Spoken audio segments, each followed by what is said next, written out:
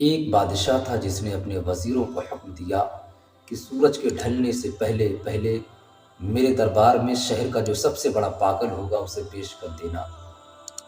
بادشاہ کا فرمان سنتے ہی جتنے بھی وزیر تھے وہ ریسرچ کرنے لگے، تلاش کرنے لگے۔ آخر کار ایک پاگل کو پکڑ کر بادشاہ کے دربار میں پیش کیا۔ بادشاہ نے جب اس پاگل کو دیکھا ہے تو خوب ہنسا ہے، خوب مسکرایا ہے، دل کھول کر ہنسا ہے اور یہ کہتے ہوئے ہنسا ہے کہ آج مجھے پتا چلا کہ تم شہر کے سب سے بڑے پاگل ہو۔ اور اس نے اپنے وزیر سے کہا کہ ہار لایا جائے، میں اسے پہنانا چاہتا ہوں کیونکہ یہ شہر کا سب سے بڑا پاگل ہے۔ خیر بادشاہ نے اس پاگل کو ہار پہنایا اور کہا جانے کو۔ وہ چلا گیا۔ کچھ دنوں کے بعد اسی بادشاہ کے جاگنے کا وقت آ گیا۔ وہ بادشاہ اس دنیا کو الوداع بولنے والا تھا۔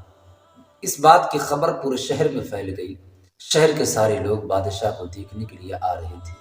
وہ پاگل بھی آیا اور بادشاہ کے قریب گیا، بیٹھا اور کچھ ایسے سوال کیے جس کی وجہ سے بادشاہ کی آنکھوں سے آنسو گرنے لگی۔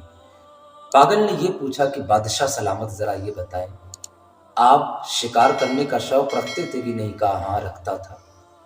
کہا جب آپ شکار کرنے کے لیے جایا کرتے تھے تو کتنا کھانے پینے کا سامان لے کے جاتے تھے؟ تو بادشاہ نے کہا کہ اگر ہمیں 10 دن کے لیے جانا ہوتا تھا شکار پر تو ہم 5 دن کے کھانے پینے کا سامان زیادہ لے کر جاتے تھے کہ کہیں کم نہ پڑ جائے۔ اگلا جو اس کا سوال تھا، اس سوال نے بادشاہ کے وجود کو ہلا کر رکھ دیا تھا۔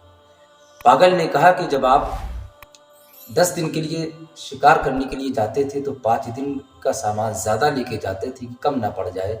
اے بادشاہ سلامت، ذرا بتاؤ تو صحیح، آج آپ اس دنیا کو الوداع کہنے والے ہو، اپنے خالق حقیقی سے ملنے والے ہو، ذرا بتاؤ تو صحیح وہاں کے لیے کیا لے کے جا رہے ہو؟ اتنا سننا ہوتا ہے کہ بادشاہ کا وجود کانپ گیا اور اس کی آنکھوں سے آنسو گرنے لگے۔ بادشاہ نے کہا کہ وہاں کے لیے تو میں نے کوئی زیادہ تیاری نہیں کی ہے۔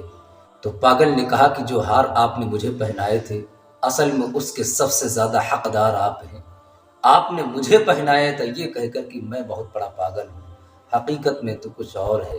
وہی پاگل ایک ہار لایا، لانے کے بعد کہا کہ اس ہار کی جگہ میرے گلے میں نہیں بلکہ آپ کے گلے میں ہے۔ دوستو اگر آپ بھی اسی طریقے سے غفلت میں زندگی گزار رہے ہوں تو وقت ہے ابھی غفلت کے پٹی کو آنکھوں سے ہٹائیں اور زندگی میں اپنے روشنی پیدا کرے، انقلاب پیدا کرے، کیونکہ جاگنا ہے جاگ لے، افلاک کے سائے تلے، حشر تک سونا پڑے گا خاک کے سائے تلے۔ کیا بھروسہ زندگانی کا، انسان بلبلا ہے پانی کا، آئے تو وضع ہوئی گئے تو نماز، اتنے قلیل وقت میں آئے اور چلے گئے۔